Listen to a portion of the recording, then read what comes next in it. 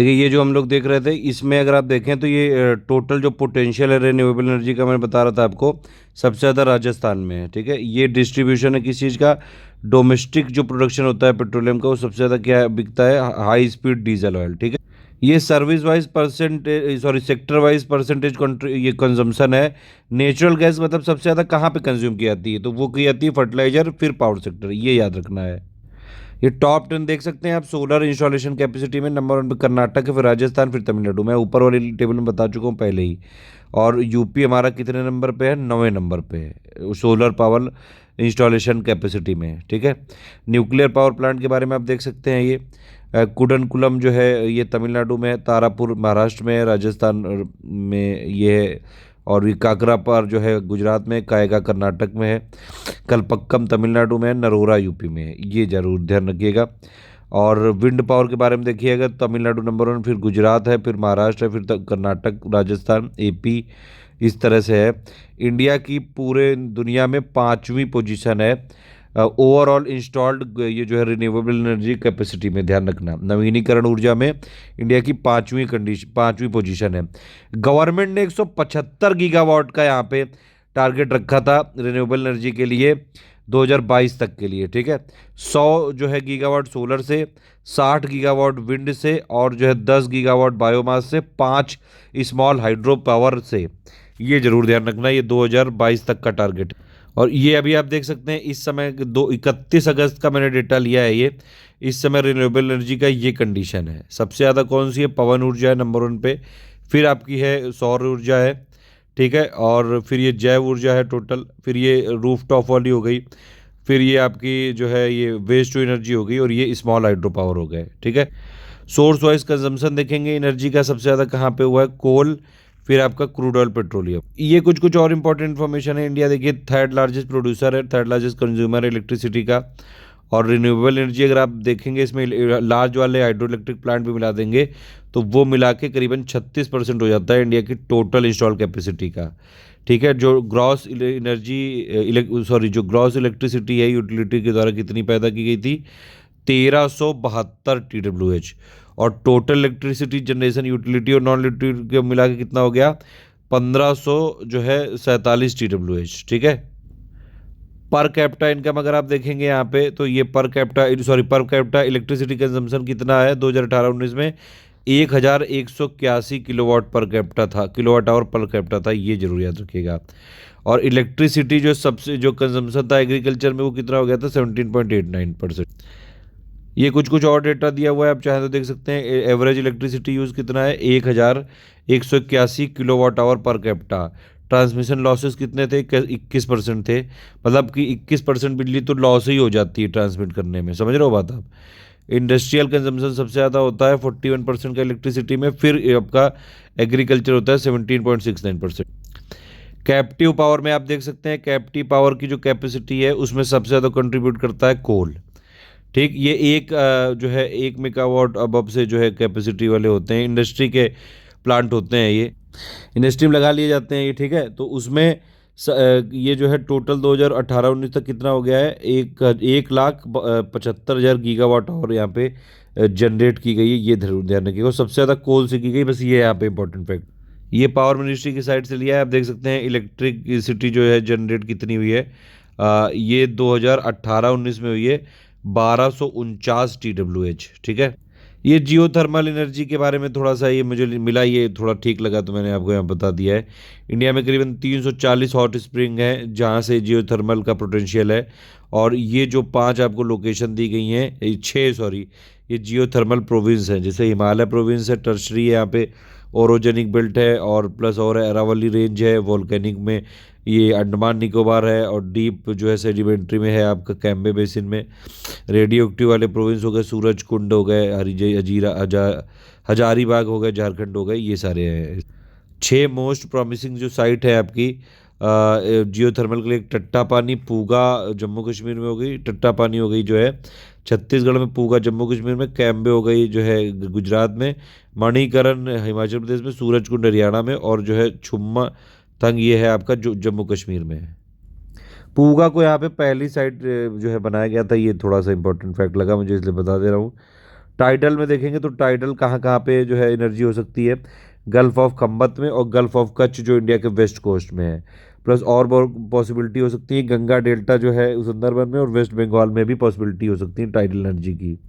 ये एक चीज़ है कि NAPCC नेशनल जो आपका ये आया था action plan on climate change 2008 में, ये 8 मिशन है, इनको याद कर लेना। मैंने बताई थी बहुत पहले एक ट्रिक, याद है किसी को? जो रेगुलर फॉलोअर होंगे वो ज़रूर बताइए। आगे चलते हैं, भारत का विदेशी कर्ज, भैया ये सब चीज़ें आती हैं इसीलिए मैंने यहाँ पे आपको बताया है। ये सब एक्सटर्नल जो डेप्ट है वो इंडिया का लेटेस्ट अभी के हिसाब से कितना है, 558.5 बिलियन डॉलर है। ये पिछली बार से 15.4 बिलियन डॉलर यहाँ पे बढ़ चुका है, ये जरूर याद रखिएगा, ठीक है।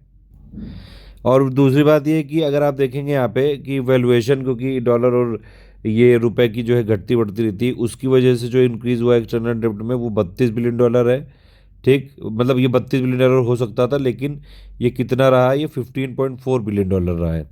सबसे बड़ा कंपोनेंट इसका एक्सटर्नल डेट का क्या था, विदेशी कर्ज का, वो था कॉमर्शियल बोरोइंग। ये मैंने इसीलिए अलग से लिखा हुआ है हाईलाइट करके। और लॉन्ग टर्म शॉर्ट टर्म की बात करें तो लॉन्ग टर्म में यहाँ पे ज़्यादा लोन लिया गया था, 500 में से 450 बिलियन डॉलर जो है लॉन्ग टर्म वाला है, 1 साल से ज़्यादा की मेच्योरिटी वाला।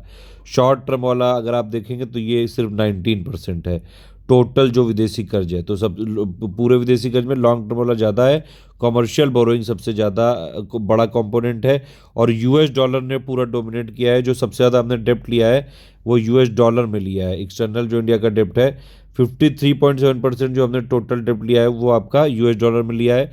उसके बाद इंडियन रुपी में लिया है, फिर येन में लिया है, फिर SDR में लिया है, फिर यूरो में लिया है। ये ध्यान देखिए। इसमें सिंपल क्या क्या याद रखना है, विदेशी कर्ज में सबसे पहले तो कितना है ये मैंने आपको बताया कितना है ये आप देख सकते हैं यहाँ पे। तो ये है 558.5 बिलियन डॉलर। पहली चीज़ ये, इसका लार्जेस्ट कंपोनेंट क्या है, कॉमर्शियल बोरोइंग, ठीक। फिर तीसरी चीज़ क्या है, लॉन्ग टर्म वाला ज़्यादा है, शॉर्ट टर्म वाला सिर्फ 19% है। एक और चीज़ क्या याद रखनी है, US डॉलर में सबसे ज़्यादा लिया हमने, फिर इंडियन रुपी में लिया है, फिर येन में लिया है। ये 3 चीज़ याद रखनी है। ये RBI का डेटा है, पूरा RBI से मैंने निकाल के लाया हूँ, देख सकते हैं यहाँ पे ये पूरा एक्सटर्नल जो डेट है ये किस हिसाब से है, ये टोटल डेट है 558.5 बिलियन डॉलर, और सबसे बड़ा कंपोनेंट है कॉमर्शियल बोरोइंग का। बाकी और भी हैं कई सारे, ठीक है। जो इंपॉर्टेंट वाली चीज़ें वही मैं बता रहा हूँ। अगर as a percentage of GDP इसको कैलकुलेट करेंगे तो ये कितना परसेंट है, एक्सटर्नल जो डेट है वो GDP के परसेंटेज में 20.6% है। भैया ध्यान से रट लेना, ये कोई बताएगा नहीं, ये बिल्कुल डेटा ही आता है ही सब। अब भाई अब चलो करंट अकाउंट डेफिसिट और सरप्लस की बात कर लेते हैं, यहाँ पे बहुत ज़रूरी है ये सब बिल्कुल जो है छांट छांट के लाया हूँ मैं इसीलिए आपके लोगों के लिए। आप ये देखिए, ये जो करंट अकाउंट डेफिसिट है, ये जो वित्त वर्ष 2020 की जो चौथी तिमाही में ये चालू खाता अधिशेष यहाँ पे दर्ज किया गया है, ठीक है। अच्छा यहाँ पे ये गलत लिख गया है 2019-20 में, अच्छा नहीं सही है बिल्कुल, 19-20 की जो चौथी तिमाही वो क्या होगी, जनवरी 2020 से लेके मार्च 2020 तक। तो उसमें यहाँ पे क्या है, करंट अकाउंट सरप्लस में आ गया है, और ये ऐसा हुआ है 13 साल में हुआ है ऐसा पहली बार। समझ रहे हैं आप बात? तो ये देखिए आप जो लिखा हुआ है यहाँ पे, भारत में चालू खाता बैलेंस में 2019-20 की चौथी तिमाही में 0.6 बिलियन डॉलर यानी कि GDP का 0.1% यहाँ पे अधिशेष यानी कि सरप्लस दर्ज किया गया। और जबकि 2018-19 की चौथी तिमाही में ये कितना था, ये टोटल था GDP का करंट अकाउंट डेफिसिट था 0.7% था, 4.9 बिलियन डॉलर था। तो ये एक बात यहाँ पे याद रखने वाली है।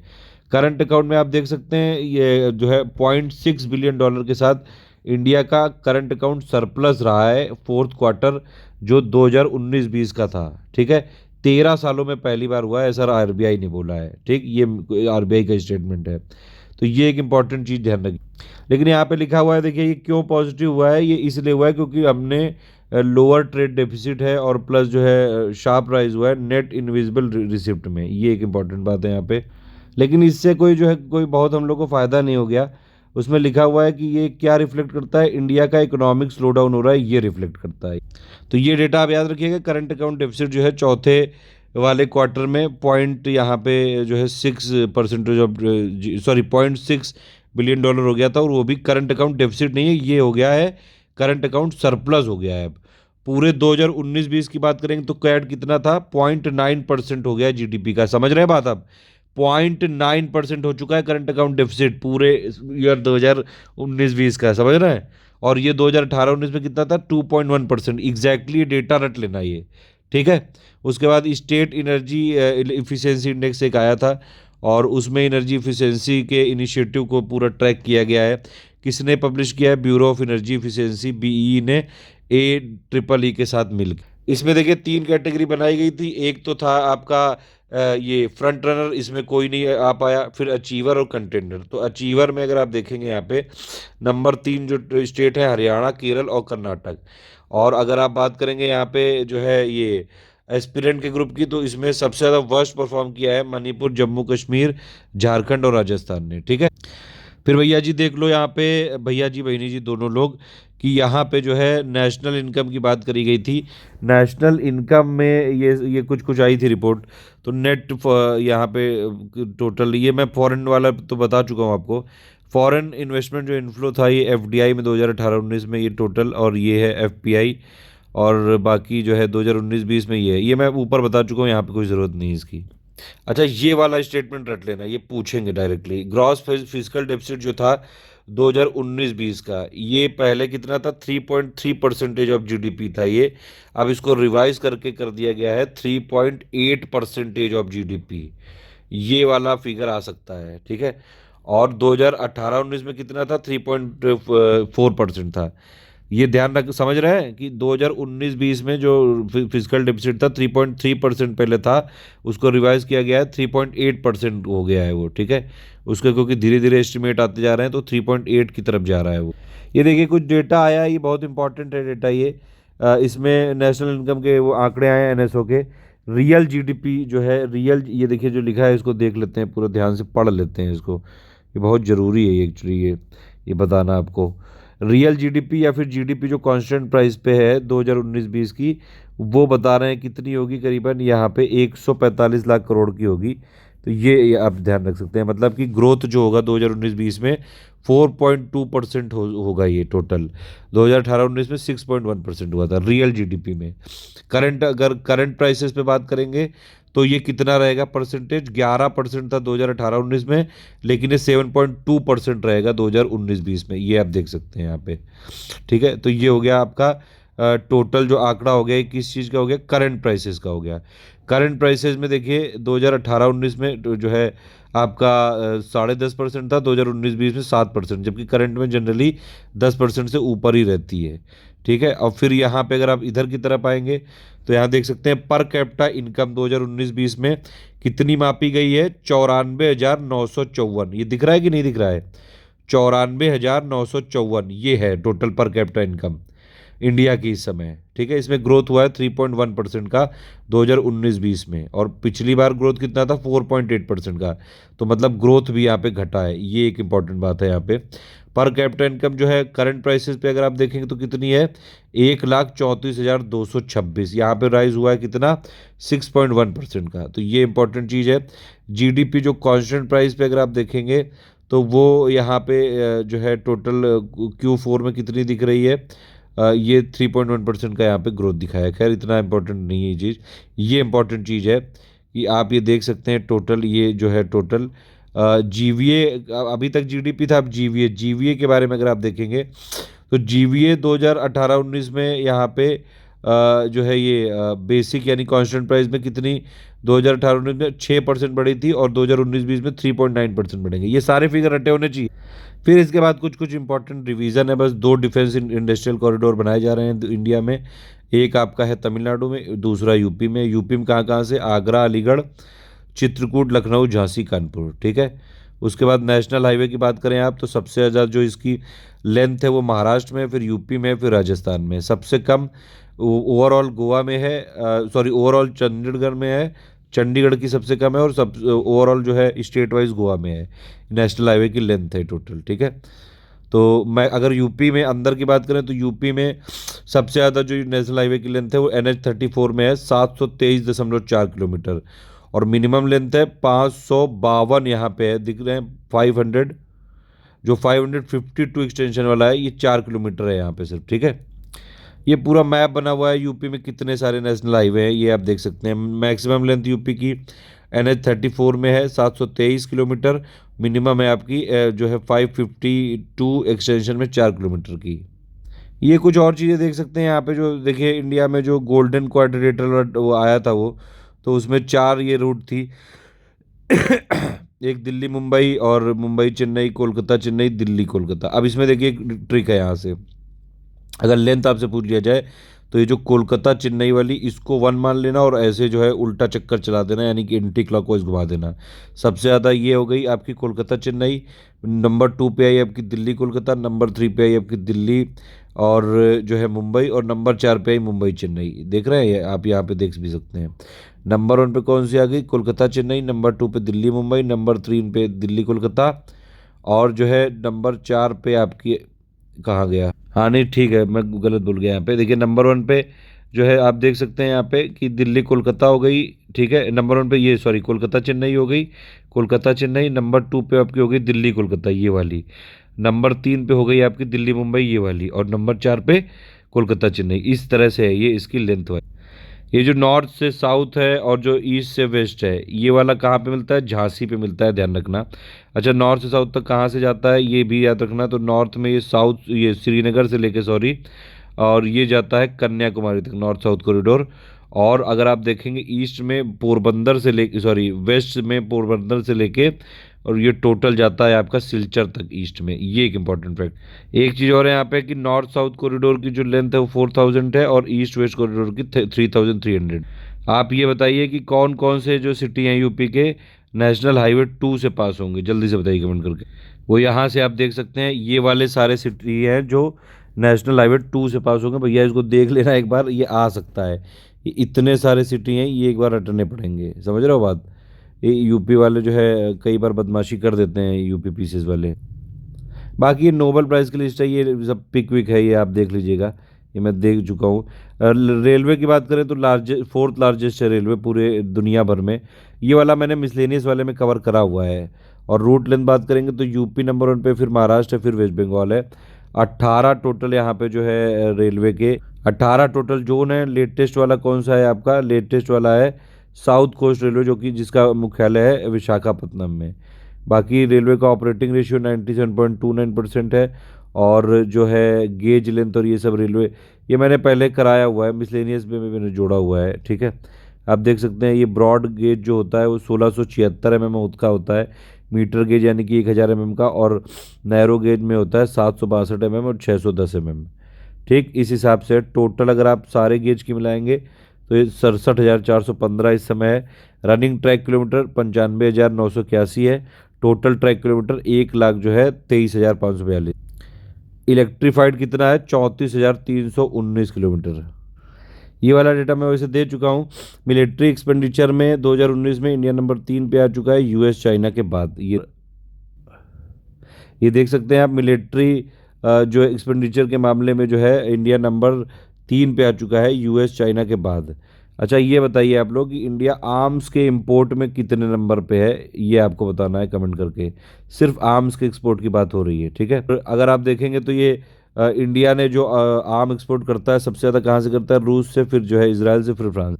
ये एमएसपी की लेटेस्ट लिस्ट है, ये मैं आपको पिक दे चुका हूँ, ये देख लीजिएगा। बहुत देर इसमें बोलना पड़ेगा, इसको जो है आप खुद ही देख लीजिएगा एक बार। एमएसपी के बारे में मैं सब कुछ बता चुका हूँ आपको। और ये सारी चीज़ें जो 23 क्रॉप के लिए एमएसपी की जाती है, कौन इसको करता है, ये सारी चीज़ें मैं बता चुका हूँ आपको, ठीक है। ये पावर्टी रेट इस समय अगर आप देख सकते हैं, ये सब पुरानी बातें हैं। ये छत्तीसगढ़ सबसे ज़्यादा गरीब है, जो अभी लेटेस्ट डेटा है हमारे पास 2011 में आया था, उस तब से लेटेस्ट ही है। और सबसे ज़्यादा अमीर कौन सा है, गोवा है, ठीक है। ये कुछ और चीज़ें हैं। एमएसएमई की नई डेफिनेशन आ चुकी है, ये आपको याद रखनी चाहिए। नई डेफिनेशन के हिसाब से क्या है भैया कि आप मैन्युफैक्चरिंग और सर्विसेज में माइक्रो वाला कब माना जाएगा, या इन्वेस्टमेंट 1 करोड़ से कम हो, टर्नओवर 5 करोड़ से। स्मॉल कब माना जाएगा, इन्वेस्टमेंट 10 करोड़ से कम हो, टर्नओवर 50 करोड़ से। मीडियम कब माना जाएगा, इन्वेस्टमेंट 20 करोड़ से कम हो, टर्नओवर 100 करोड़ से, ठीक है। ये इंपॉर्टेंट है। अब ये देखिए कुछ इकोनॉमिक सर्वे की पिक्स हैं, इसमें देखिए साफ साफ लिखा हुआ है, एडम स्मिथ का नाम लिया हुआ है, वो वेल्थ ऑफ नेशन वाली जो बुक है। इसमें एक चीज़ ये लिखी हुई है कि जो इंडिया की इकोनॉमी को $5 ट्रिलियन बनाना है 2025 तक, लेकिन यूपी पीसीएस ने अभी बीओ की ऑफिशियल की दी थी, उसमें 2024 माना है, तो 2024 ही लिखना है वहाँ पे, ये ध्यान रखना। ये जो है कौटिल्य के अर्थशास्त्र है, और प्लस ये तिरुवल्लुवर की तिरुकुरल है। ये पूछ सकते हैं कि जो है इसमें ऑथर के नाम में पूछ सकते हैं। बाकी ये देख सकते हैं आपकी कोस्टल स्टेट के बारे में, ये मैं पहले बता चुका हूँ। हालांकि इसका वीडियो सबसे ज़्यादा जो है टोटल ये कोस्टल लेंथ किसकी है, आपकी गुजरात की, फिर तमिलनाडु, फिर आंध्र प्रदेश, फिर महाराष्ट्र, फिर केरल। 9 टोटल स्टेट हैं कोस्टल वाले, ये ध्यान रखना। 2 यूनियन टेरिटरी हैं। ये पोर्ट की लिस्ट है, कौन सा पोर्ट कहाँ पे। दीनदयाल वाला गुजरात में है, पारादीप उड़ीसा में है, जेएनपीटी महाराष्ट्र में है, विशाखापट्टनम आंध्र प्रदेश में है, मुंबई जो है महाराष्ट्र में है, श्यामा प्रसाद मुखर्जी वेस्ट बंगाल में, चेन्नई है आपका तमिलनाडु में, न्यू मंगलुरु है कर्नाटक में, वीओ चिदम्बरम है ये तमिलनाडु में, कामाराजार ये जो है आपका तमिलनाडु में, कोची वाला केरल में, मारमागांव जो है गोवा में है। ये मेजर पोर्ट जो है किससे किससे एसोसिएटेड है ये लिखा हुआ है। कोलकाता जो है रिवरीन है ये पोर्ट, और जो है आपका पारादीप है वेट डॉक पोर्ट है ये। विशाखापट्टनम को नेचुरल हार्बर बोलते हैं ये, ठीक है। और चेन्नई वाला जो है आर्टिफिशियल हार्बर यहाँ पे बोलते हैं। ये इंपॉर्टेंट चीज़ें हैं, जो जो इंपॉर्टेंट है वो मैं बता दे रहा हूँ आपको। ऑल वेदर जो पोर्ट है, टाइटल पोर्ट है, वो है आपका जेएनपीटी, और दीनदयाल को टाइटल क्रीक पोर्ट से एसोसिएटेड है। ये रिफाइनरी की लिस्ट है, 23 रिफाइनरी है टोटल मिला के इंडिया में, और ये मैं पिक दे चुका हूँ, आप इसको एक बार देख लीजिएगा, काफ़ी जो है इम्पोर्टेंट है ये पिक इसमें देख चुका हूँ मैं, ठीक है। ये पहले भी हम लोग करा चुके हैं हालांकि। ये देखिए 23 रिफाइनरी कैसे कैसे हैं वो भी समझ लीजिए। आईओसीएल वाली जो है कहाँ कहाँ पे है, आईओसीएल की 9 है, ठीक है। बिहार में बरौनी, गुजरात में कोयली, वेस्ट बंगाल में हल्दिया, यूपी में मथुरा, हरियाणा में पानीपत, असम में गुवाहाटी, असम में दिग्बोई, असम में बोंगाईगॉन। ये सब जो है यहाँ पे लिखा हुआ है, ये इसे डायग्राम में बना हुआ है। एचपीसीएल में जो है कि ये जो है महाराष्ट्र में मुंबई में है, और आंध्र प्रदेश में विशाखापट्टनम में है, सॉरी ये विशाख में है ये, ठीक है। फिर उसके बाद जो है पंजाब में बठिंडा में है, और फिर बीपीसीएल में अगर आप देख सकते हैं महाराष्ट्र में मुंबई, केरल में कोची, मध्य प्रदेश में बीना में है, और सीपीसीएल की जो है तमिलनाडु में मनाली और कावेरी बेसिन में, नुमालीगढ़ में है आपकी असम में की जो है नुमालीगढ़ में, ओएनजीसी के आंध्र प्रदेश की तथिपका में, और फिर ओएनजीसी जो है एमआरपीएल वाली कहाँ पे कर्नाटक में है, मैंगलुरु में। फिर ये रिलायंस इंडस्ट्री में अगर आप देखेंगे तो गुजरात में है, जामनगर में, और जो है आपकी वादीनगर में, इस तरह से है ये। फिर ये मिनी रत्ना, नवरत्ना, और जो है महारत्ना, ये सारी मैं यहाँ पे दे चुका हूँ। महारत्ना जरूर याद रखना, 10 है ये company. BPCL, BEL, Coal India, GAIL India, HPCL, IOCL, NTPC, ONGC, power grid और स्टील अथॉरिटी। ये जो है आपकी लेटेस्ट वाली है महारत्ना वाली। बाकी सब में इन्वेस्टमेंट के हिसाब से, और मतलब यही है कि जो महारत्ना वाली उसको फाइनेंशियल फ्रीडम काफ़ी ज़्यादा होती है, उसी हिसाब से यहाँ पे होता है। क्राइटेरिया दिया गया है ग्रांट करने का महारत्ना का, क्या क्या है कि भैया नवरत्ना स्टेटस होना चाहिए, लिस्टेड होनी चाहिए, ये एनुअल जो है टर्नओवर 3 साल में अगर आप देखेंगे 25,000 करोड़ से ज़्यादा होना चाहिए, एनुअल नेटवर्थ होनी चाहिए 15,000 करोड़ से ज़्यादा, नेट प्रॉफिट होना चाहिए 5,000 करोड़ से ज़्यादा, एक जो है सिग्निफिकेंट प्रेजेंट होना चाहिए वो ग्लोबली भी। नवरत्न का कैसे मिलेगा, पहली बात तो mini Ratna category A schedule A में होनी चाहिए वो, और एक्सीलेंट उसकी रेटिंग होनी चाहिए, प्लस उसके जो है कंपोजिट स्कोर में अच्छे खासे जो है रेटिंग होनी चाहिए, 60 का स्कोर होना चाहिए यहाँ पे, इस तरह से है ये। और प्रॉफिट जो होना चाहिए यहाँ पे, ये सारी चीज़ जो 6 फैक्टर लिखे हुए हैं। मिनी रत्ना के लिए क्या है कि भैया प्रॉफिट होना चाहिए लास्ट के 3 साल में कंटिन्यूसली, और प्लस यहाँ पे जो है आपका तब मिल पाएगा मिनी रत्ना का स्टेटस। अब ये बहुत सारी कंपनी, ये मैं पिक दे चुका हूँ, आप पिक से देख लीजिएगा एक बार। महारत्ना याद रखना जरूरी है।